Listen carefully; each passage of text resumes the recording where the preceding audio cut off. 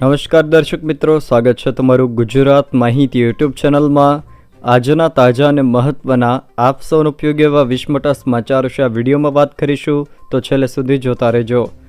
આજના સૌથી પહેલા સમાચાર વિશે વાત કરીએ તો આજે સૌરાષ્ટ્ર કચ્છના ભાગોમાં હવામાન વિભાગ દ્વારા ગરમીનું રેડ એલર્ટ આપવામાં આવ્યું છે।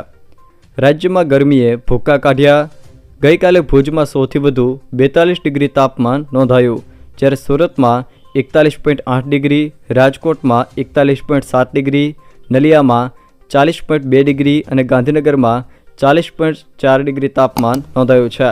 તો અમદાવાદમાં 40.4 ડિગ્રી તાપમાન નોંધાયું છે, જ્યારે અમરેલીમાં પણ 40 ડિગ્રીએ પારો પહોંચ્યો છે। જોકે આજે પણ રાજ્યમાં ગરમીને લઈને રેડ એલર્ટ આપવામાં આવ્યું છે। સિવિયર હીટ વેવના કારણે રાજ્યમાં રેડ એલર્ટ ગરમીનું આપવામાં આવ્યું છે। લઘુત્તમ તાપમાન વધતા અમદાવાદ સહિત 9 જિલ્લાઓમાં આજે રેડ એલર્ટ આપવામાં આવ્યું છે, જેમાં કચ્છ, ગાંધીનગર, જૂનાગઢ, પોરબંદર, મોરબી, રાજકોટ, સુરતમાં પણ રેડ એલર્ટ આપવામાં આવ્યું છે। ચૂંટણી કાર્ડને લઈને અગત્યનો નિર્ણય। આધાર કાર્ડની માફક ચૂંટણી કાર્ડમાં પણ યુનિક નંબર આવશે। ચૂંટણી પંચ દ્વારા આ મહત્વનો નિર્ણય લેવાયો। ડુપ્લિકેટ મતદાર ઓળખ કાર્ડ 3 માસમાં હટાવાશે। ચૂંટણી પંચે દેશમાં ચૂંટણીમાં પારદર્શિતા અને નિષ્પક્ષતા વધારવા માટે એક ઐતિહાસિક નિર્ણય લીધો છે। પંચે ડુપ્લિકેટ એપિક એટલે કે મતદાર ફોટો ઓળખપત્ર નંબરોની સમસ્યાને દૂર કરવા માટે 3 મહિનાની સમયમર્યાદા નક્કી કરી છે। આ પહેલનો ઉદ્દેશ્ય ચૂંટણી પ્રક્રિયામાં નિષ્પક્ષતાની ખાતરી કરવા અને દરેક મતદારો પાસે ફક્ત એક માન્ય ઓળખ હોવાની ખાતરી કરવાનો છે। તેનાથી ભારતના મતદારોનો ડેટાબેઝ વધારે સટીક અને વિશ્વસનીય બની જશે। સાથે જ આધાર કાર્ડની માફક હવે વોટરને વોટિંગ કાર્ડનો પણ યુનિક કાર્ડ નંબર આપવામાં આવશે। મનરેગા યોજનામાં બોગસ જોબ કાર્ડનો પર્દાફાશ। મહેસાણામાં મનરેગા યોજનામાં બોગસ જોબ કાર્ડ બનાવીને નાણાં બારોબાર ઉપાડી લેવાનું કૌભાંડ સામે આવ્યું છે। લોકપાલની તપાસમાં સમગ્ર કૌભાંડનો મામલો સામે આવ્યો હતો।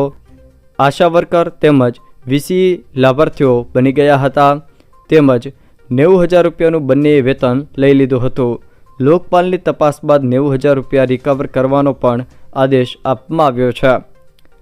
સોના અને ચાંદીની ચમક ઓછી થઈ। સોના અને ચાંદીના ભાવમાં સામાન્ય વધઘટ જોવા મળી રહી છે।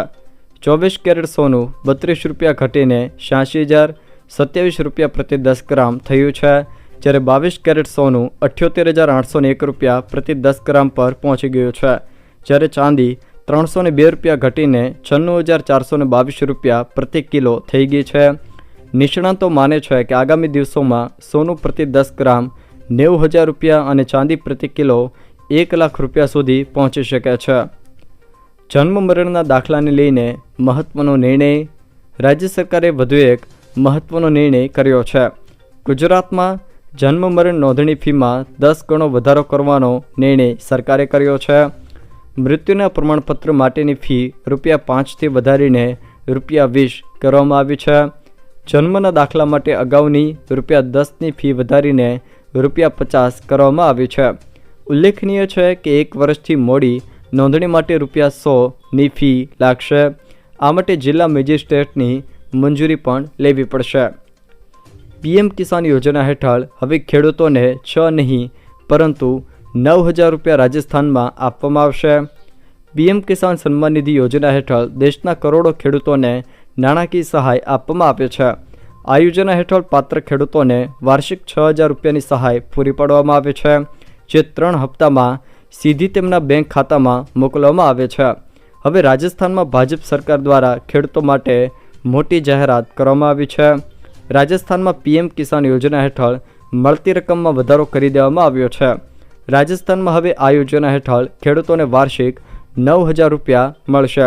જોકે ગુજરાતમાં પણ રાજસ્થાનની જેમ ભાજપની સરકાર છે, તો રાજસ્થાનમાં જે રીતે ખેડૂતોને 6,000 રૂપિયાને બદલે 9,000 રૂપિયા પીએમ કિસાન યોજના અંતર્ગત આપવામાં આવ્યું છે, એ જ રીતે ગુજરાતના ખેડૂતોને પણ વર્ષે પીએમ કિસાન યોજના હેઠળ 6,000 રૂપિયાને બદલે 9,000 રૂપિયા આપવામાં આવે એવી ગુજરાતના ખેડૂતો પણ માગણી કરી રહ્યા છે।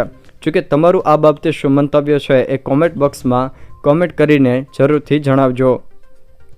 હવે તમે જાતે જ પીએફની રકમ ટ્રાન્સફર કરી શકશો। ઈપીએફઓના ખાતેદારોને રાહત આપવામાં આવી છે। ફંડ ઓનલાઈન ટ્રાન્સફર કરી શકાશે। નોકરીદાતાની મંજૂરીની જરૂર નહીં પડે।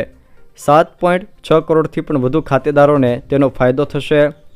ઈપીએફઓના 7.6 કરોડથી પણ વધુ ખાતેદારોએ હવે પોતાના નામ કે જન્મ તારીખ જેવી વ્યક્તિગત માહિતીઓ સુધારવા માટે કે ઈપીએફ ટ્રાન્સફરનો ક્લેમ કરવા માટે ઈપીએફઓ કચેરીના ધક્કા નહીં ખાવા પડે।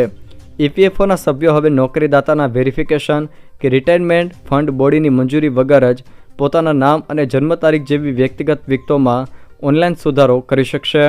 આ ઉપરાંત તેઓ ઓનલાઈન ઈપીએફ ટ્રાન્સફર ક્લેમ પણ કરી શકશે। સિમ કાર્ડ ખરીદવાનો નવો નિયમ। પ્રધાનમંત્રી ઓફિસે ટેલિકોમ ડિપાર્ટમેન્ટને જરૂરી નિર્દેશ કરી દીધા છે।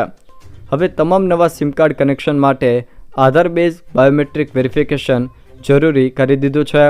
તેનો ઉદ્દેશ્ય નકલી દસ્તાવેજો દ્વારા મોબાઈલ કનેક્શનનો ખોટો ઉપયોગ રોકવાનો છે।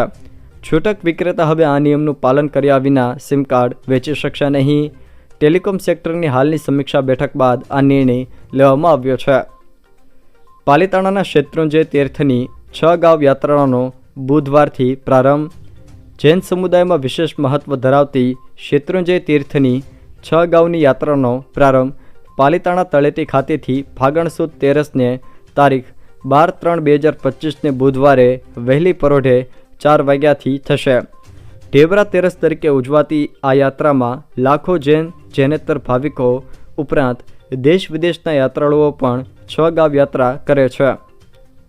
છોકરો થાય તો ગાય અને છોકરી થશે તો 50,000 આપીશ તેવું ટીડીપી સાંસદે જાહેરાત કરી। આંધ્રપ્રદેશ વિજયનગરમમાં તેલુગુ દેશમ પાર્ટીના સાંસદ કલિસેટ્ટી અપ્પાલા નાયડુએ મહિલાઓને ત્રીજું બાળક થવા પર ગિફ્ટ આપવાની જાહેરાત કરીને ચર્ચામાં આવી ગયા છે। તેમાં કહેવાયું છે કે જો છોકરો હોય તો ગાય અને છોકરી હોય તો 50,000 રૂપિયા આપવામાં આવશે। સાંસદે કહ્યું કે આ રકમ તેઓ પોતાના વેતનમાંથી આપશે। સાંસદે આપેલું આ પ્રકારનું નિવેદન હાલમાં ચર્ચામાં છે। હોળી ધૂળેટી પર એક્સ્ટ્રા બસો દોડશે। હોળી અને ધૂળેટીના તહેવારોને લઈને એસટી વિભાગ દ્વારા અગત્યનો નિર્ણય લેવામાં આવ્યો છે।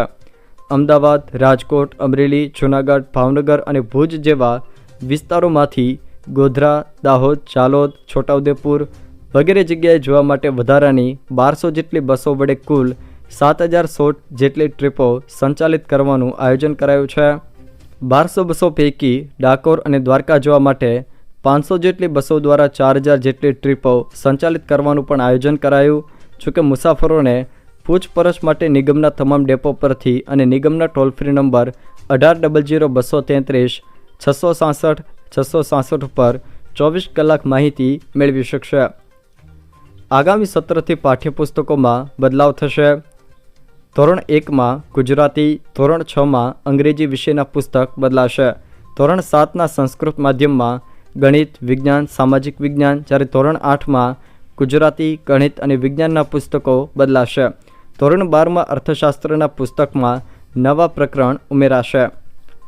જો મિત્રો આ વિડીયો તમને પસંદ આવ્યો હોય તો વિડીયોને લાઇક કરો, તમારા મિત્રો સાથે શેર કરો અને જો તમે અમારી ચેનલમાં નવા હો તો ચેનલને સબસ્ક્રાઈબ જરૂર કરજો જેથી મારા આવનારા તમામ વિડીયોની માહિતી તમારા સુધી પહોંચી શકે। સાથે જ આ વિડીયોને તમારા તમામ વોટ્સએપ ગ્રુપ તથા ફેસબુક ગ્રુપમાં પણ શેર જરૂરથી કરજો જેથી અન્ય લોકોને પણ આ માહિતીઓ મળી શકે।